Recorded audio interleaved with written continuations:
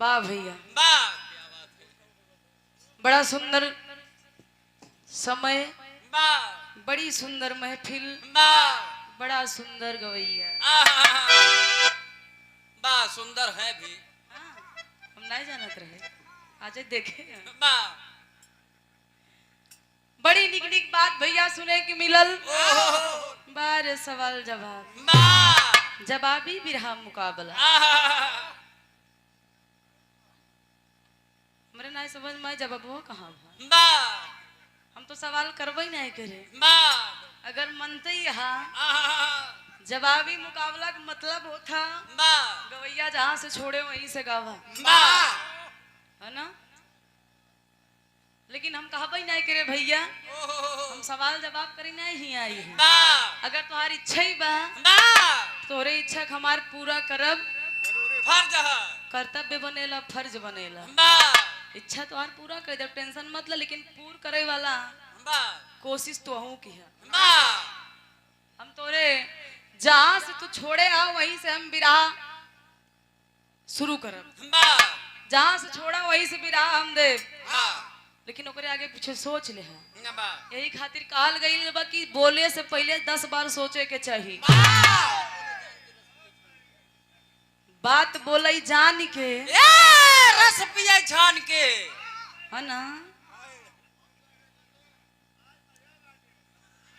यही से ही तो भगवान का नहीं आके जन्म उत्सव है, तो यहाँ जवाबी उबाबी मतलब ना रहल, लेकिन छेड़ दे है। तो छेड़े के मजा ले। तो हम हो नहीं रे के बिटिया है, हमरो खून में उबाले है। अगर वो आर से तोरे खून में इतना उबाल बा तो हमार डाउन कहाँ रही?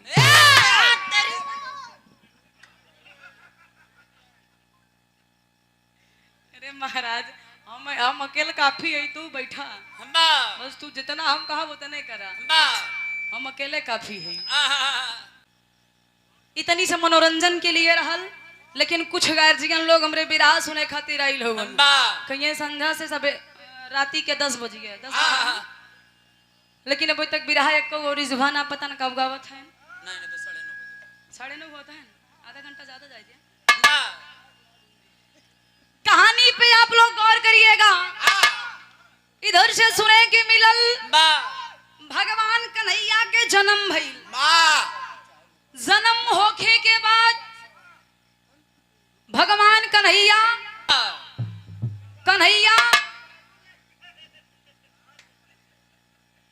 तनी सा निवेदन है बस, बिरहा पे आप लोग गौर करिए। अगर आप लोग समझबे नहीं करबत समझबा काऊ गाई नहीं सवेरे का बा दूजने गाओ यार पतन काऊ गाय गन कुछ समझे में बिरहा नाय निपोर हो रहा। अच्छा, निपोर के मतलब गलत ना है। कबो कबो घरे में माई बहिन बहुत बहुत प्रणाम बा, जब भगवान का एक जन्म हो तब सोहर होत है। जब लड़किया जन्म ले तो करे बाद सोहर होत है भैया, पता लग लड़किया पे जन्म ही नहीं, अब सोहर गाय बैठ जा बे वो पैदा कराए है ना, बे हर से पैदा हो जा तब सोहर सुना, सही समय पर ना पैदा करवाए। 1 से 1 रुपया के आशीर्वाद बहुत बहुत प्रणाम है। लेकिन आप लोग गौर करिएगा, भगवान कन्हैया के जन्म भइल, भगवान कन्हैया आइल कहाँ हुवन, कहाँ वाह माई है। भगवान कन्हैया गोकुल में अइलन, धीरे धीरे बड़ा हो गइलन, नटखट रहलन। लीला तो हम गाय दे रहे, लीला दिखौलन, कंस के अत्याचार बढ़त रहल, कंस के अत्याचार दिन पर दिन बढ़त गइल। और जब कंस के अत्याचार चरम सीमा पे पहुंचल तो भगवान कन्हैया कैलन का गुरुजी, अब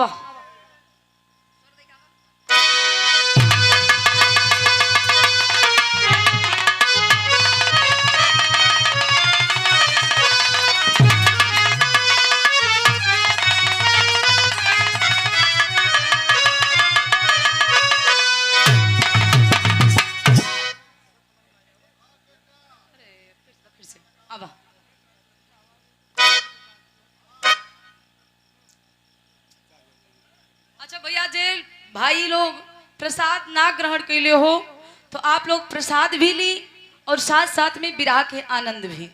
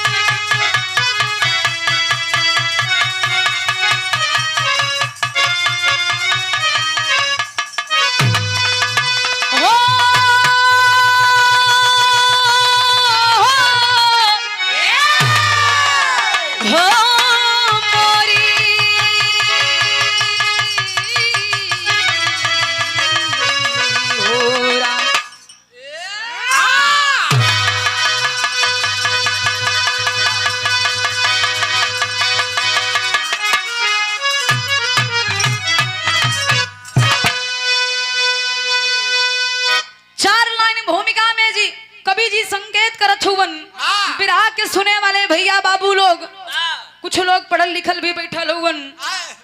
आप लोग इस भूमिका के एक एक लाइन पे गौर करिएगा। कैसे गुरुजी?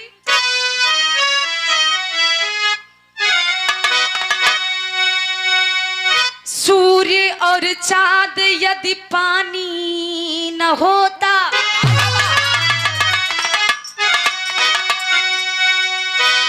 तो वन औषधि पेड़ दाना न होता, छित पर अगर गुलगुलिस्तान न होता तो भौरों का सरगम तराना न होता, अगर प्रकृति टेढ़ भ्रिकुटी न करती तो धर्म और कर्म का ठिकाना न होता, अगर पापियों से ये धरती न दबती भगवान को धरती न होता।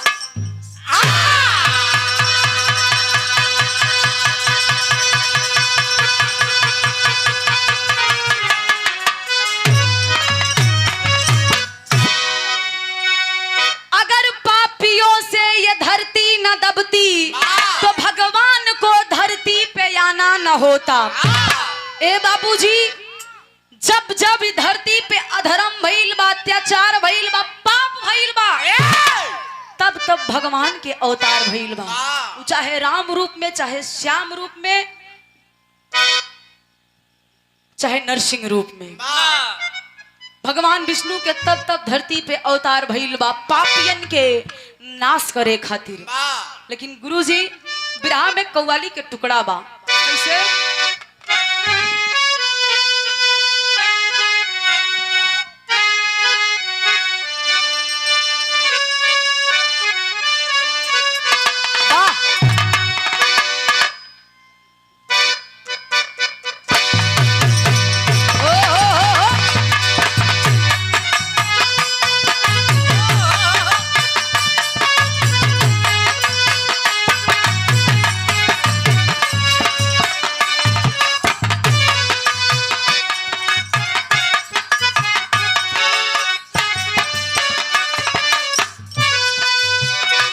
कोई माशूक अपने आशिका से कहे, ए भैया, दुनिया में हम बताइला सब कुछ करिहा, लेकिन प्यार मत करिहा, कैंसर हो जाई तो भगवान चाहिए ओकर इलाज हो जाई, 10-20 साल जी जाई, लेकिन जेकरे प्रेम रोग हो जाई, जैसे सब्जी तवा पे कलहरल जाले वैसे कलहरेला, ओकर कोनो दवाई नहीं खे बनल। प्रेम करिए, मैं नहीं कहती हूँ कि आप प्रेम मत करिए। प्रेम भगवान का नहीं, राधिका जी से कैलन, आज लोग उनके पूजा करत हुवन। प्रेम करिए, प्रेम सार्थक होना चाहिए, सत्य होना चाहिए, पवित्र होना चाहिए। काम भी किए थे। हाँ तो भाई फंसाए हैं। वाह बापू जेल काटते हैं ना भाई। राम रहीम जी। लेकिन कलयुगी प्रेम मत करो भैया। हाँ, आज तो पता ही ना आई बा कहीं हम तुमसे सनम बहुत मोहब्बत करते हैं। हाँ, तुम्हारी कसम अगर तुम बोल दो तो चांद तारे को धरती पे ला देंगे। I love you। लेकिन इस शब्द कितना जनी कहे हो ये कुछ पता नहीं बा। हाँ, कहना बा लेकिन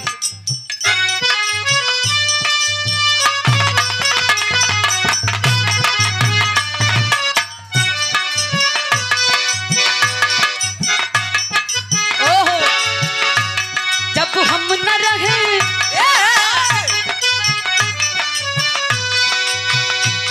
जब हम न रहेंगे तो वफा कौन करेगा।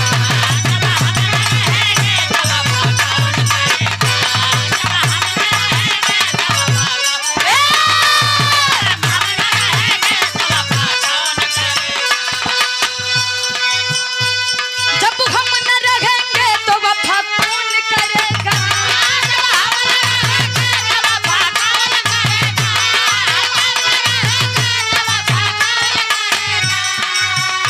जब हम न रहेंगे तो वफा कौन करेगा। तेरे बगैर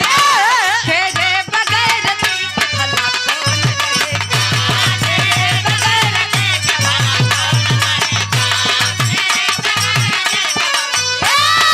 ओ मुझे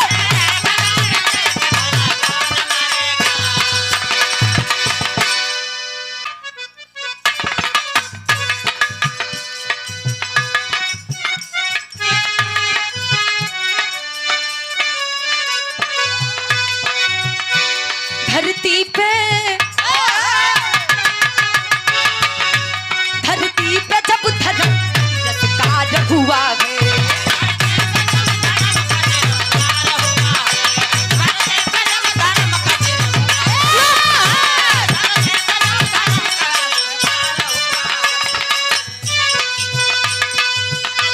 धरती पे जब धर्म का तिरस्कार हुआ है।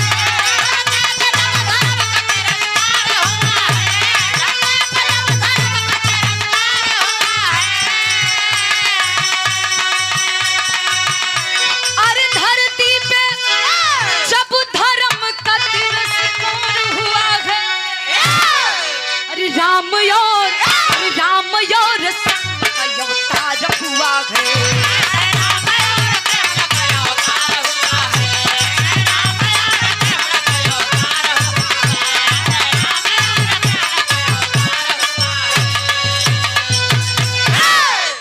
लेकिन कहानी का शुरुआत बा कैसे।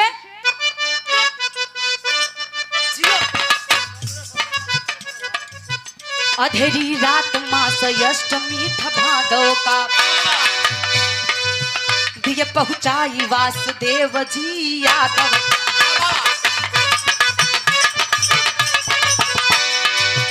घमंडी कंस को घनश्याम मार डाले हैं।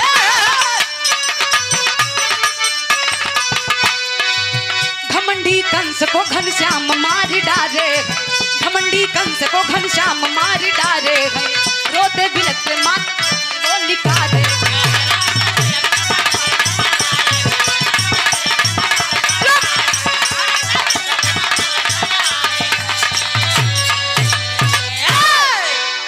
भगवान कन्हैया के जन्म भइल धीरे धीरे बड़ा भइलन और जब बड़ भइलन तो कंस के अत्याचार चरम सीमा पे रहल। कंस के घमंड के ओकरे अहंकार के खत्म करे खातिर कन्हैया चल देलन। कन्हैया के द्वारा कंस के वध भइल और जेल में वासुदेव भगवान कन्हैया कंस के अंत कैलन और जेल से अपने माता पिता के बाहर निकलन। नाना जोन की कंस उनके जेल में बंद करके रखल रहल। नाना जी जेकर नाम उग्रसेन बतावल गईल। उग्रसेन नाना जी के बाहर लौलन।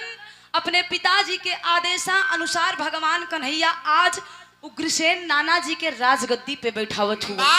लेकिन गुरुजी बिरहा में एक तरज है बड़ी पुरान हम मिजाजी तरज हुआ।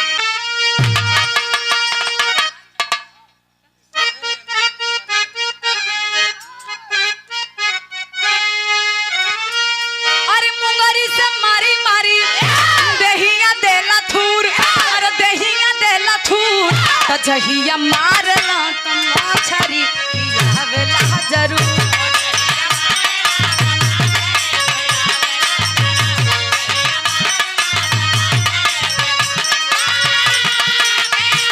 अरे जिया भैया ये हो।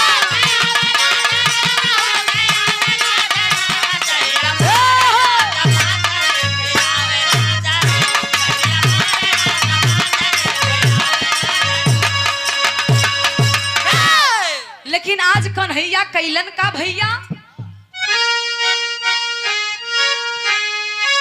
अरे उग्रसेन नाना जी के, अरे उग्रसेन नाना जी के गद्दी पे बिठाए, अरे गद्दी पे बिठाए तो गईले विद्या के पठनमा देख तीनों है भाई।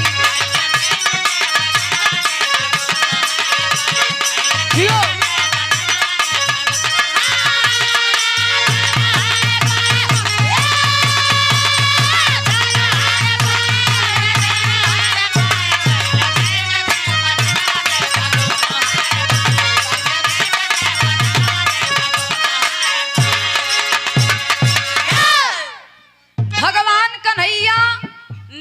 उग्रसेन जी के गद्दी पे बिठा देलन, राजा बना देलन।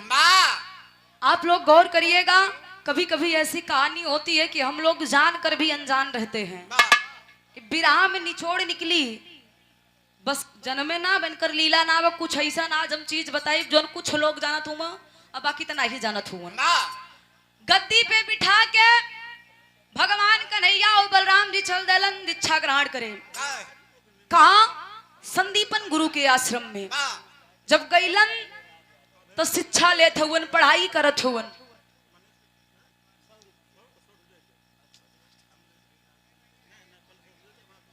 भइल का गुरुजी? सम्मानित गार्जियन हमारे धर्म के चाचा अभय राज यादव उर्फ निन्नू, 100 रुपया के आशीर्वाद। बहुत बहुत प्रणाम बा, सकल समाज के पहले की प्रणाम बा। बस आप लोग ध्यान से बिरहा सुना, रुपया पैसा ना देबा तो वो ठीक बा, लेकिन बिरहा आप लोग सुनिया और ध्यान लगैया कि बिरहा में वजनाई कितना हम। दीक्षा ग्रहण करत हुवन, दीक्षा पूरी भइल, पढ़ाई पूरी भइल, आवे के टाइम हो गई। और बीच में भइल का गुरुजी?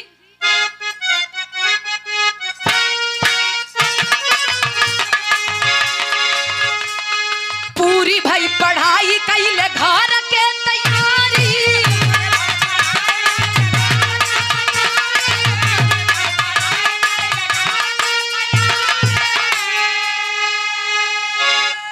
आज लौटत हवन, लेकिन यही बीच होत कहा गुरुजी?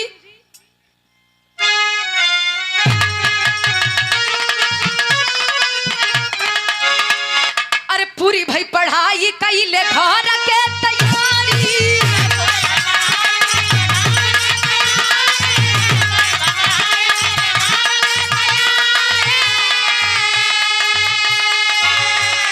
बोलली कन्हैया से गुरु जी के नारी।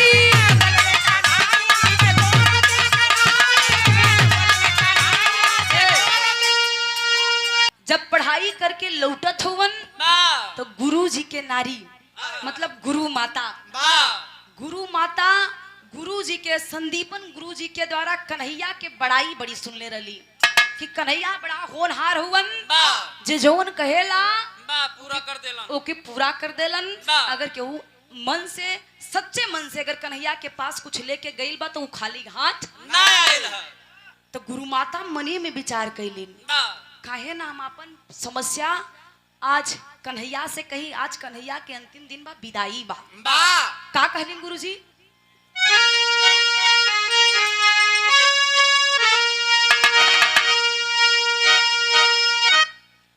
बतावत हिन अंतरा में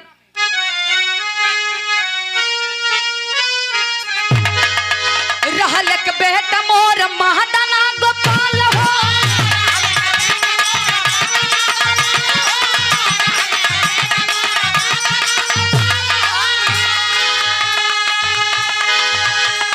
तू भी गईले दहरिया में उमर साल हो।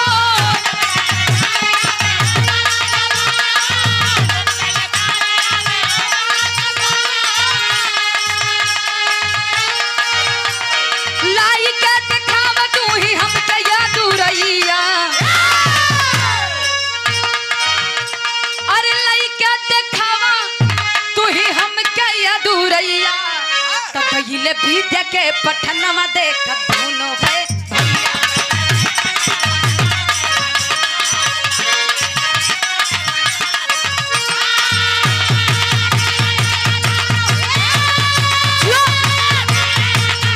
बहुत अच्छे।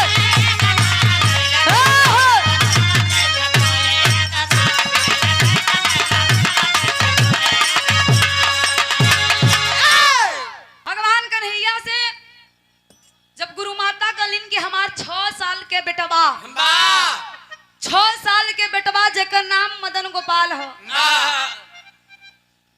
दरिया में डूब के गुम हो गईलन, लाश ना मिलल हो तो कैसे हम मानी हमार लइका मोल गइल बा। हमके उम्मीद बा, हमके भरोसा बा कि हमार बेटवा जिंदा है। ए कन्हैया बड़ा तोहार बखान सुन ली, बड़ी तोहार महिमा सुन ले हई। तो एगो काम करा, अगर गुरु दक्षिणा में अपने गुरु माता के कुछ देवही चाहत हुआ तो हमार लाल हमार बेटवा हमके लौटा दा। कन्हैया सोचे लगलन कि गुरु दक्षिणा में, अगर हम गुरु दक्षिणा में गुरु माता के लइका ना देली तो हमार दीक्षा अधूरा रह जाई, हमार शिक्षा अधूरा रह जाई। कन्हैया मने में विचार कैलन और विचार करके कैलन का गुरुजी विराम एक लाइन तरज हो।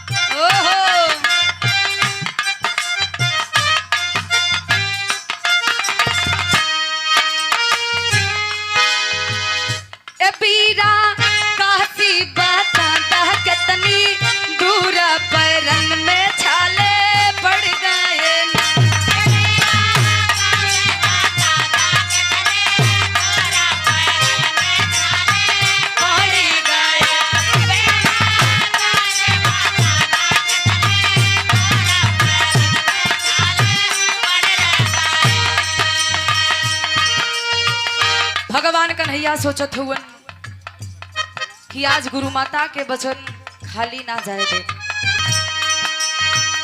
कि सोचे लागे बचनिया गाना श्यामा जवाना गुरु माता कही।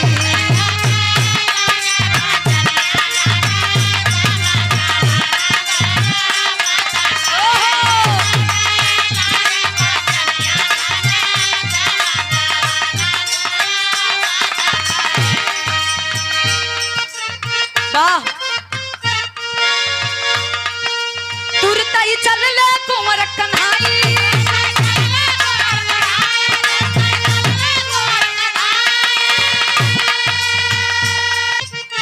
तुरतई चल ले कुंवर कन्हाई।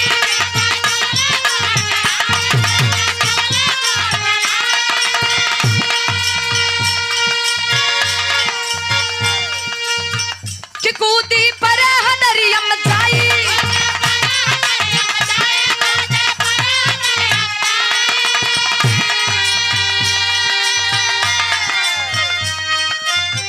कि कैले जहाँ पे देख शंखा चूड़ा जमाना गुरु माता कही।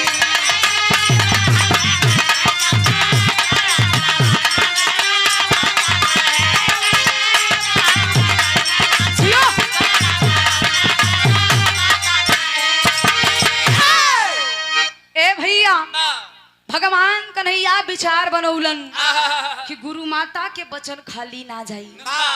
आओ न देखलन ताव देखलन, कूद पड़लन, पताल लोक में गईलन जहाँ पे शंख चूड़ नामक राक्षस रहत। उ राक्षस संदीपन गुरु के मदन गोपाल लइका के चुरा के रखले रहत। जाके शंखचूड़ से मिलन, शंखचूड़ के माध्यम से मदन गोपाल के पता पा गई। शंखचूड़ मदन गोपाल के चुरा के कहाँ रखले रहल? एक थे संखी में, संखी में बंद करके मदन गोपाल के रखले रहल। ए बाबू उ जाके संखी के लेलन, उस संखी से मदन गोपाल के बाहर निकलन। मदन गोपाल के बाहर लौलन और संखी साथ में लौलन। संख गौर करिएगा, भगवान कन्हैया के पास एक संख था। जोने समय महाभारत के लड़ाई होत रहल, उस शंख से शुभारंभ हो, शंख से वही शंख रहल। आज शंखचूड़ के पास से वो शंख और मदन गोपाल को लेकर आते हैं, गुरु माता के सामने खड़ा कर दिलन। संखिया के भगवान कन्हैया रख लेलन और मदन गोपाल के दे देलन। गुरु माता खुश हो गईलिन कि बार कन्हैया जितना सुनले रही उससे ज्यादा आज देखे के मिलल। बेटा ये हमार बेटवा है तो कन्हैया न हो। भगवान कन्हैया गुरु माता के पैर छू के आशीर्वाद लेलन कि माता अगर कोई इच्छा और हो तो बता दीजिए। गुरु माता कहलन कि ना कन्हैया, हमारी सारी इच्छाएं पूर्ण हो गई। हमारा पुत्र हमसे दूर था, आज हमारा पुत्र हमको मिल गया, हमको और कुछ नहीं चाहिए। एक माँ के लिए उसके पुत्र से बढ़कर कोई धन नहीं होता। ए बाबू गले लगा लेलिन मदन गोपाल के। भगवान कन्हैया मुस्किया के गुरु माता के पैर छू के संदीपन गुरु के आशीर्वाद लेके पहुंच गईलन घर में। बगल से लेला। भगवान कन्हैया कैलन का बिरहा में तरज हो।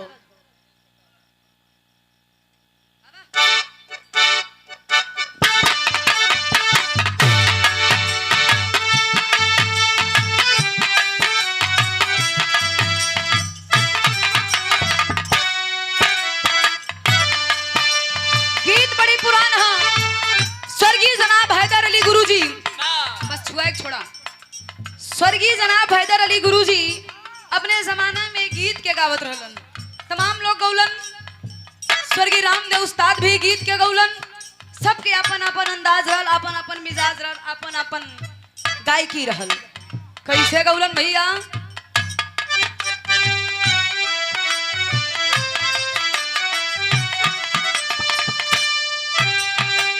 अरे ननद भौजैया दोनों प्रत्यक्षम क्यों प्रमाणम, सामने बैठी समझ ला। अरे ननद भौजैया दोनों एक मान लन कर दोनों जने के महादेव जी बहरे रहा, तब अब से विचार करी है ना। नहीं सकते कमार गवे मन कहे सर कि ननद भौजैया दोनों एक समहुरिया, दुनाहु के पिया पारा रसिया हो राम।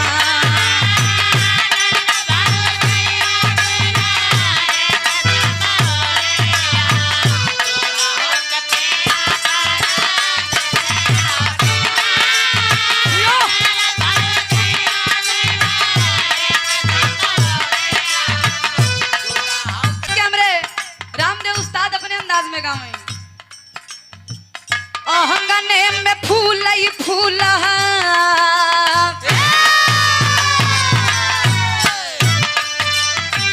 अहंगने में फूल ही फूल, गहना मायना ना दीता, बजेला बधाइया दुआरा पे।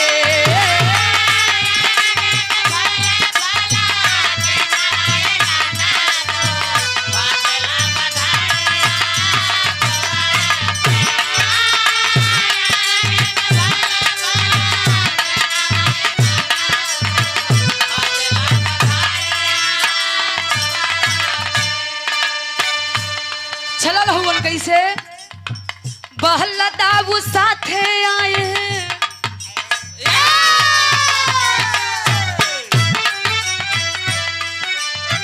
बहलदाऊ साथे आए, कुंवर कन्हाई ता पहली विदाई गुरु माता से।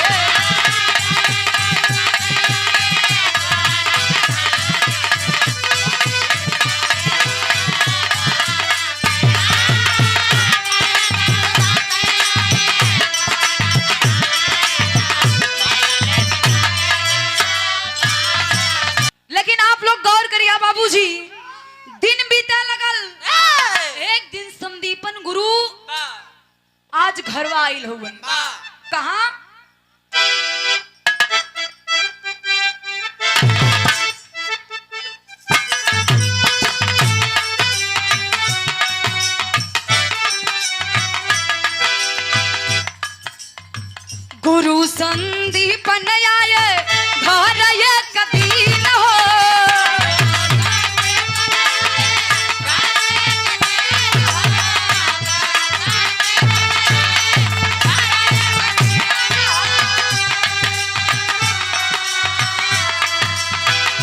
अरे बतिया बताए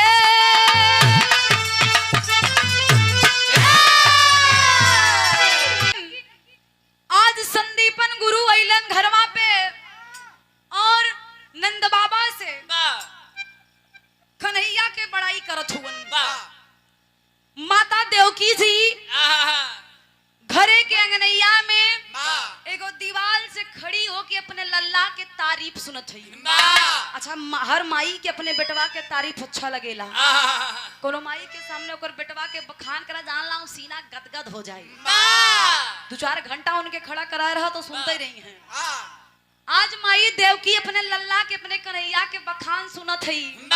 तब तक वही में संदीपन गुरु एक ठे बात कहलन कि वासुदेव जी आपका लल्ला कन्हैया बड़ा ही होनहार हुआ, बड़ा अद्भुत काम करके दिखलौलन।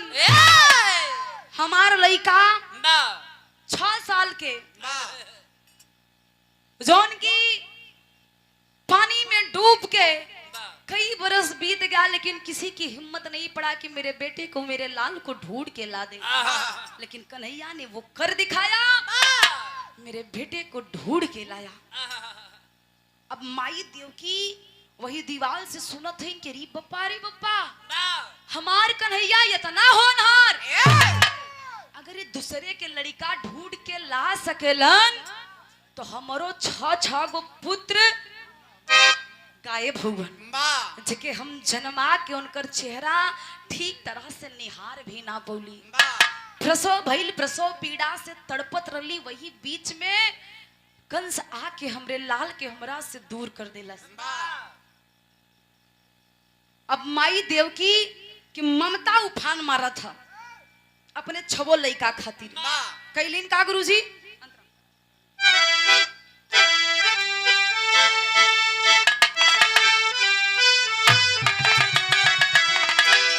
अरे बतिया सुनाता रहली देवकी मैहरिया।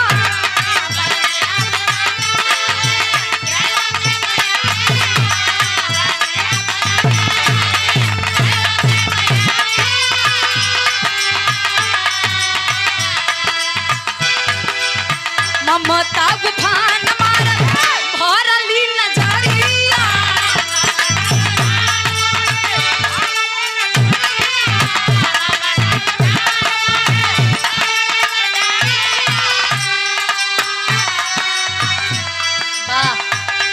लेकिन ए बाबू आप लोग गौर करी, हाँ आज माई के ममता उफान मरले बा। कैलिन का ए भैया आज माई के ममता उफान मरले हा।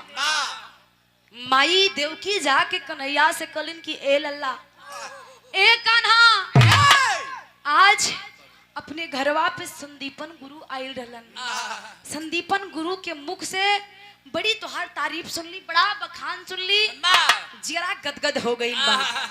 लेकिन बेटा एगो काम करदा, जौनी तरह से संदीपन गुरु के लड़का के ढूंढ के लौले हुआ, वही तरीका से अपने 6 भाई के हमरा के दर्शन करवा दा। के भर नजर हम देखबे ना कैली, अपन स्तन के दूध भी हम ना पिलौली। निवेदन बा हमरे लाल से हमके दर्शन करा दा। हम जाना थे तू बहुत बड़ा होनहार हुआ, कोनो साधारण इंसान ना हुआ। माई के बात कन्हैया सुनलन और कन्हैया कैलन का गुरुजी बिहार में तरज हो।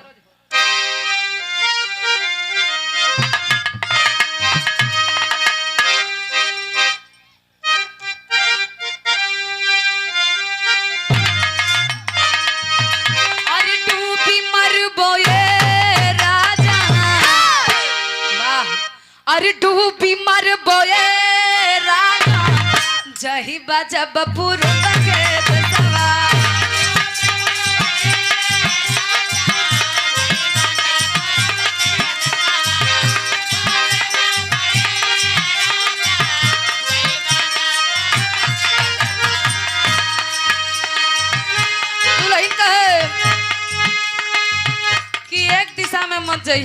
पूरब दिशा।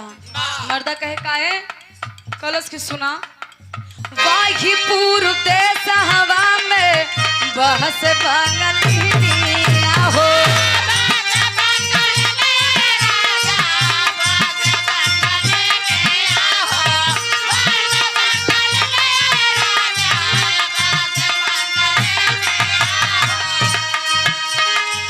जहाँ दुआ चलाई जनवा,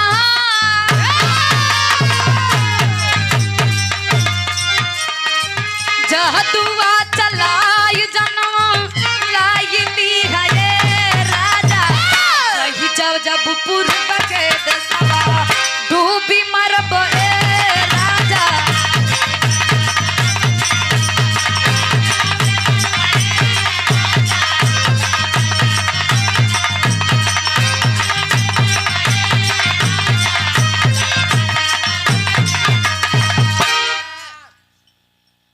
लेकिन ए भैया आज कन्हैया कैलन का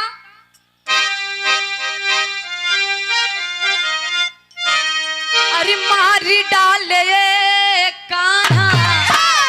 देवकी जी कहत है कि मारी डाले कान्हा भैया मोर ललनमा जावन।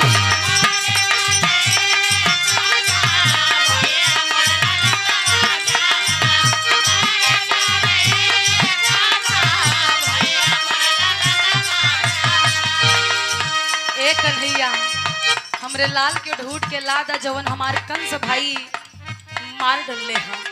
तू बहुत बड़ा ज्ञानी हुआ, बहुत बड़ा अंतर्यामी हुआ, तो तुके पता बा कि हमार लाल कहवा हुवन। कहलिन का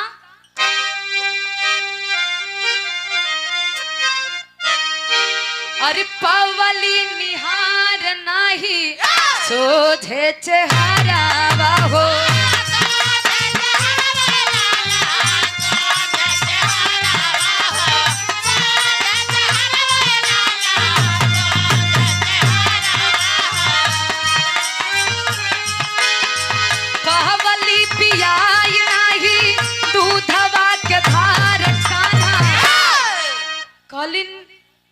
कि सोझे से अपने लाल के हम चेहरा ना देखली कि हमार लड़का कैसन रहलन, केकरा पे गईल रहलन। हमरे स्तन के दूध जोन एक बूंद पिलावे खातिर लाल बिना तरसत रहल। आज भी वो ममता उफान मरले। हम मन करा था कि अपने लाल के ध के अपने सीना से लगा के अपन स्तनपान करवा दे। ए बाबू कन्हैया जब माई देवकी के पीड़ा सुनलन तब माई के चरनिया ध लेलन और ध के कैलन का गुरुजी बिरहा में टेरी हो।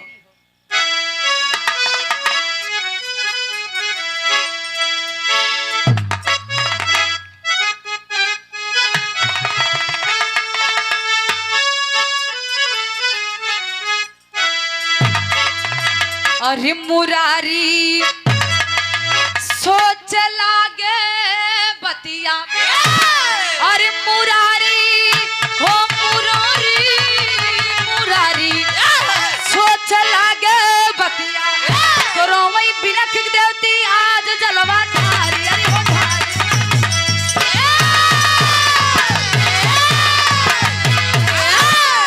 रोवई बिलख देव की आज जलधार। मुरारी सोचे लागे बतिया। भगवान कन्हैया माई के आंसू ना देख भूलन और चलन कहा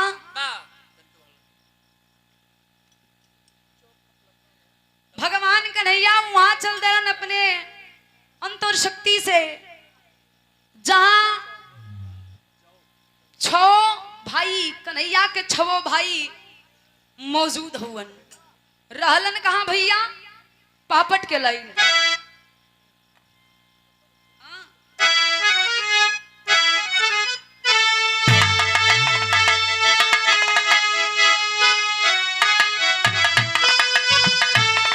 अरे राजा बलि बैठाए सिंहासन भैया कान्हा हो। अरे राजा बलि बैठाए भैया सिंहासन भैया कान्हा हो।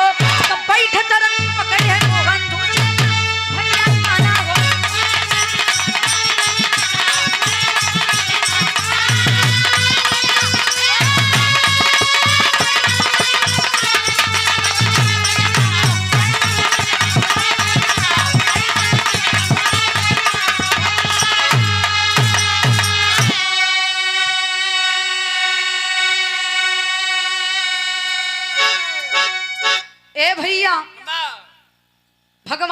कन्हैया चलन कहा राजा बलि के दरबार में।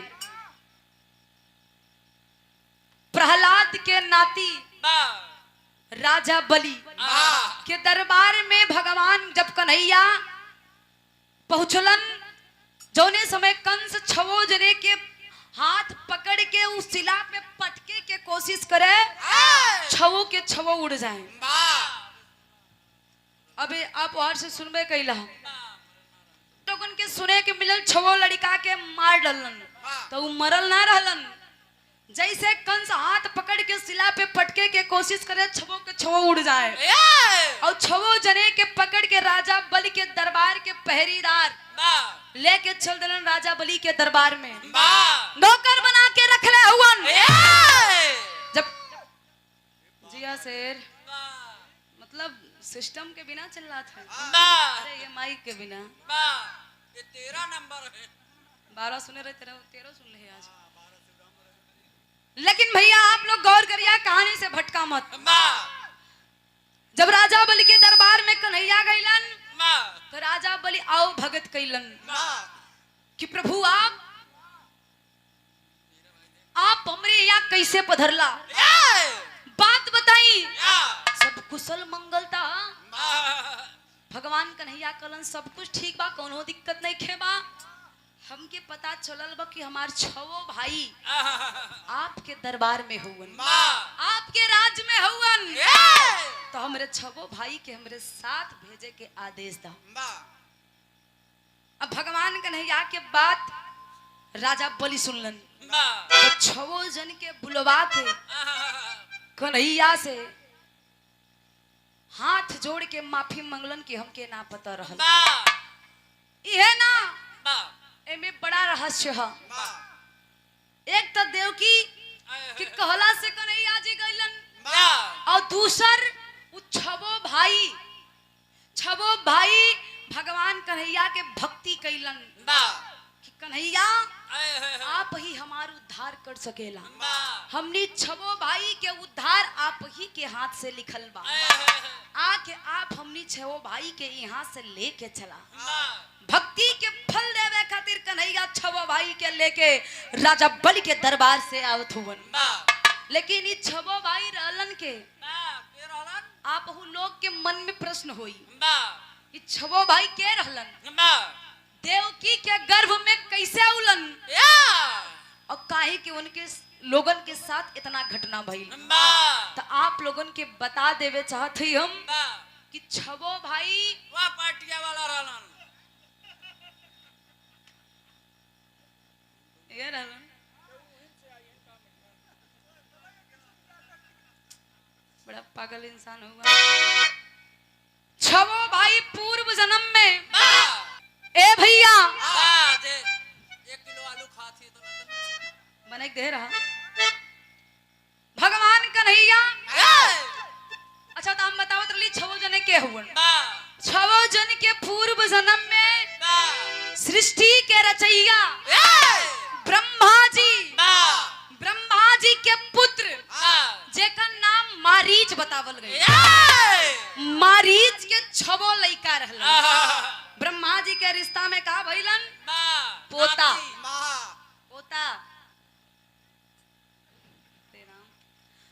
छवो जन ब्रह्मा जी के बड़ा प्रिय रहलन। वैसे भी नाती पोता से बड़ा प्रेम होला, उतना बेटवा सा ना हो जितना नाती पोता से लोग करेलन। ये तोहका कैसे मालूम, तोरे बाबू बताए ना। ए भैया ब्रह्मा जी अपने छबो पोता से बड़ा प्रेम करें, बहुत प्रेम करे। कहीं से भी ब्रह्मा जी आवे तो छवो भाई सेवा में ब्रह्मा जी के लग जाए। जब सेवा में लग जाए तो ब्रह्मा जी कहे भगवान बड़ा भाग से हम पोता पौले हैं, बड़ा खुश दिल के हुवन, बड़ा सेवा करेलन। ब्रह्मा जी अपने आंख के पुतरी बना के रखे। भगवान करे सबके अच्छा पोता हुए। ए भैया ब्रह्मा जी बड़ा प्रेम करे। रोज के छवो जन के नियम रहे, कहीं से ब्रह्मा जी आवे तो सर झुका के प्रणाम करें। एक दिन ब्रह्मा जी कहीं से घूम के उलन। अच्छा वो भाई अपने में बतलाए में एकदम मस्त। छोड़ बे रम्मा मम्मा हो ये ए, वो कहा तू छो नाती नारद रहन भैया। छवो भाई ब्रह्मा जी के ध्यान ना देलन। ब्रह्मा जी चल गईलन, फिर से गईलन कि अब ध्यान पड़े, अभी लोग प्रणाम करे। दू बेरी चक्कर मनलन, लेकिन छवो की निगाह ना घूमत। ब्रह्मा जी के क्रोध आ गईल। क्रोध आइल बाप। और जब क्रोध आइल तब ब्रह्मा जी श्राप दे देलन। जा तो नहीं के श्राप दे थी। एक बोतल पिया शराब ना श्राप। अच्छा काल ना गईल बाग जेकर जौने में दिल रहेला। कैसे हाड़ी के जो कैसे ज्यादा ना का जूता की निगाह मोची पे, मोची की निगाह जूता पे। ए भैया आखिरकार ब्रह्मा जी श्राप देलन कि जा छो जन के हम श्राप देथई। जौनी तरह से तोहार लोगन के हमरे पे निगाह ना रहल, धरती पे जन्म होई। ओ देवता 12-13 नंबर कैसे बोला? 3 मेरी जन्म होई, 3 बार जन्म होई, लेकिन तीनों बार माई के स्तनपान ना कर पई बा। और जब तक माई के स्तनपान ना करबा तो उन्हीं के उद्धार काहे के कलन। जब ब्रह्माणी आके निवेदन कैली कि स्वामी ये तो तोहार पोता हुवन, लइका से गलती होला तो गलती के सजा इतनी बड़ी यार, ऐसा नाप के ना करे के चाहत रहे। ब्रह्माणी के कला के अनुसार ब्रह्मा जी श्राप में परिवर्तन कैलन कि जब तक अपने माई के स्तनपान ना करी, हाँ धरती पे जब जन्म हुई तब तक ही लोगन के उद्धार न हुई। पहला जन्म भइल हिरण्यकश्यप के घर में, दूसरा जन्म भइल रावण के घर में, तीसरा जन्म भइल देवकी के घर में। देवकी के गर्भ से छवो के जन्म भइल। आज देवकी के स्तनपान ना कैले हुवन, यही खातिर भगवान कन्हैया के याद कैलन। भगवान कन्हैया समझ गईलन कि लोगन के मुक्ति दिलावे के टाइम आ गईल। आखिरकार कैलन का भैया आल्हा के अंदाज बा। आप लोग बिरहा के सुनना, छोड़ा मस्त कहानी मात्र 5 मिनट के रह गईल बा।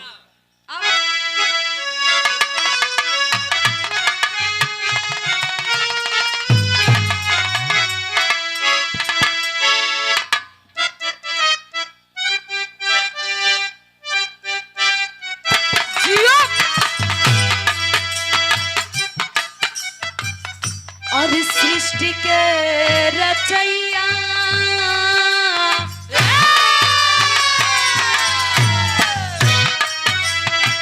सृष्टि के रचैया हो कुंवरा कन्हैया बाबू।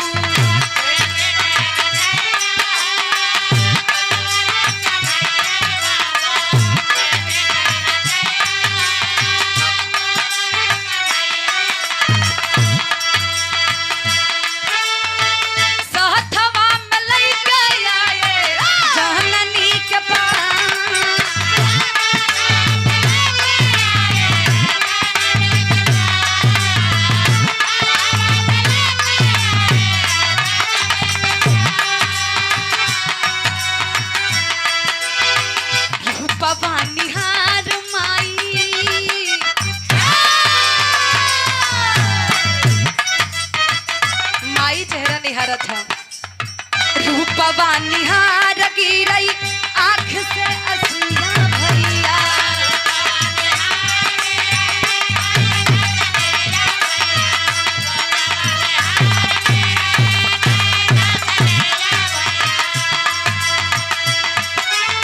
छहतिया से फूट पड़े दूधवा के धान।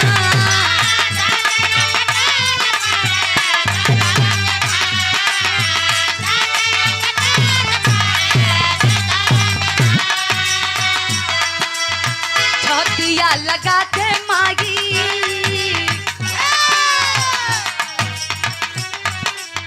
छतिया लगा के मागी दूधवा पियोवली बाबू।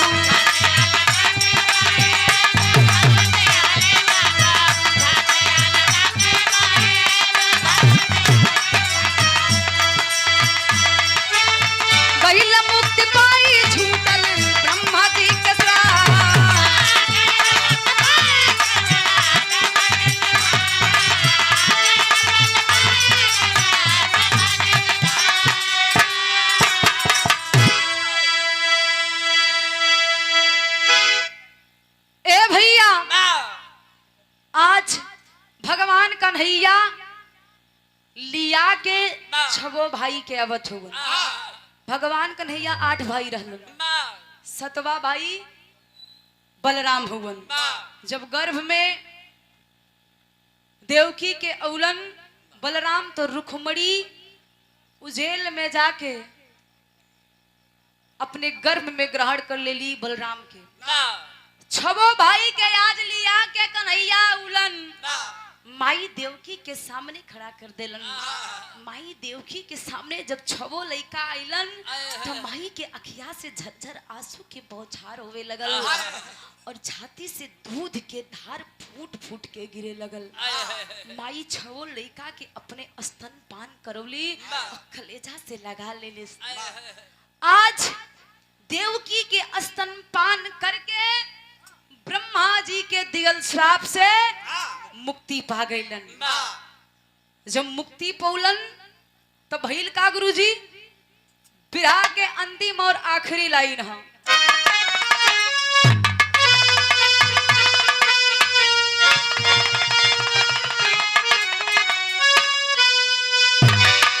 अरे मुक्ति जगत में सार तत्व जाने से ना मिली।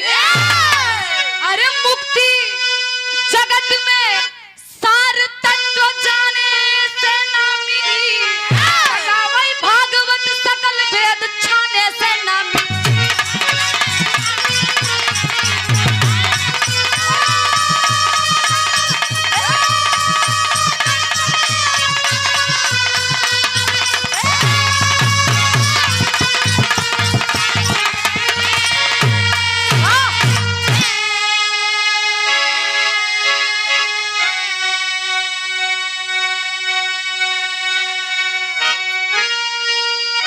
ए भैया आज छवो लइकन के मुक्ति मिल गई और छवो के नाम का रहल कीर्तिमान।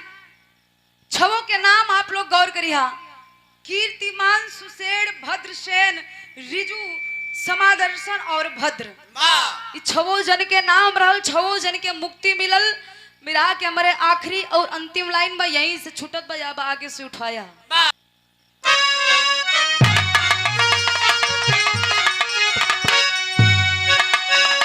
नटखट मदन मुरार के पूजा सारा सन।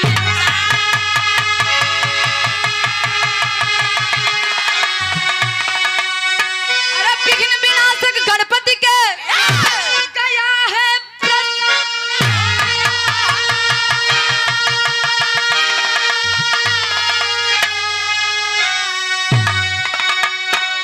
मुरारी